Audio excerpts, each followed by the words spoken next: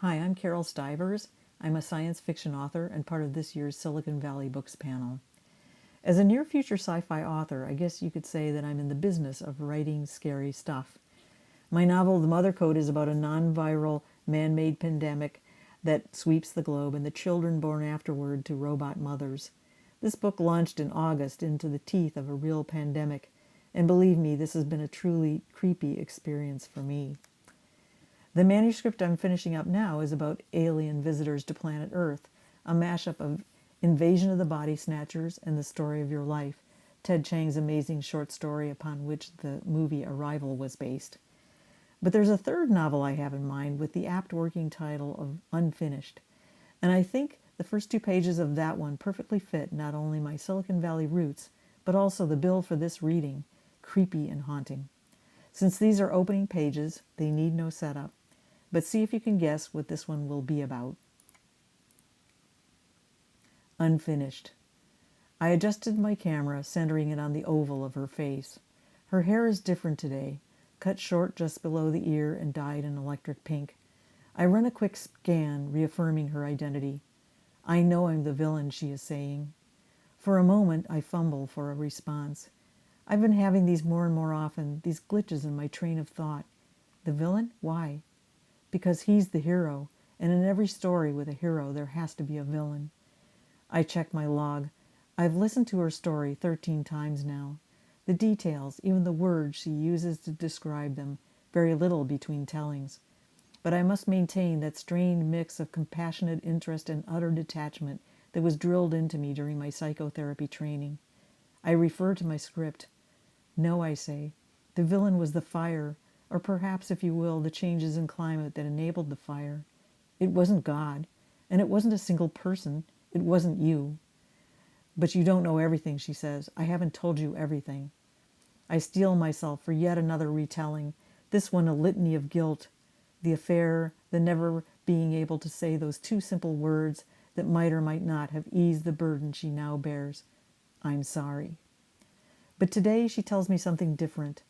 I know I've told you about the affair, she says, but I haven't told you who the affair was with. My training once more kicks in. There's a reason for that, I say, remember? No names. No names, she agrees, but this person with no name was his best friend. And I think he had to have known. I think that was why My hands fly over my keyboard, recording this new revelation.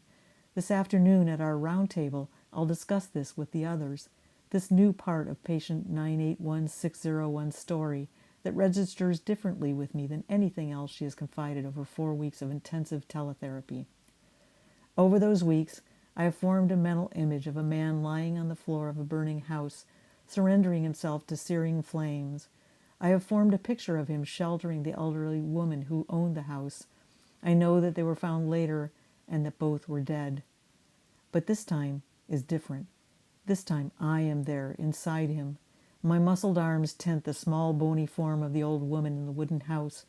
I've wrapped her in the stiff yellow folds of my fireman's coat, but I can hear her whimpering softly as we lie together on the floor.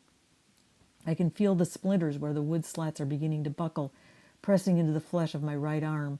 I can feel the heat from behind me, and I imagine the glass windows melting, their moldings shriveling away like old newspaper. I whisper into her ear, I've got you. There's nothing that can hurt you now. I watch my patient's eyes, their soft glisten. Strangely, I want to say those words to her now. But again I consult my script. Remember what we discussed. There is no reason to allow conjecture to rule your life.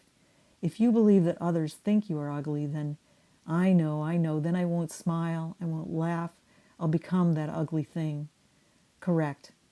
I access her file, upgrading her status. She is progressing. She is opening, the meat of her fears finally revealing itself. Bella, you've made great strides today, I say. Yes, she says distractedly. Her eyes blink, then flit to the lower right of her screen. But my time is up. I check my clock. Just 1 more minute. Yes, I say. Is there anything more you'll need before we talk again? Are the sedatives working for you? Wait, she says. At the bottom of the screen, I catch a glimpse of her hand shooting out toward her own keyboard. Did you just call me Bella? How do you know my name? I search my notes, but I have no response, and before I can disable her access to the controls, her image is gone.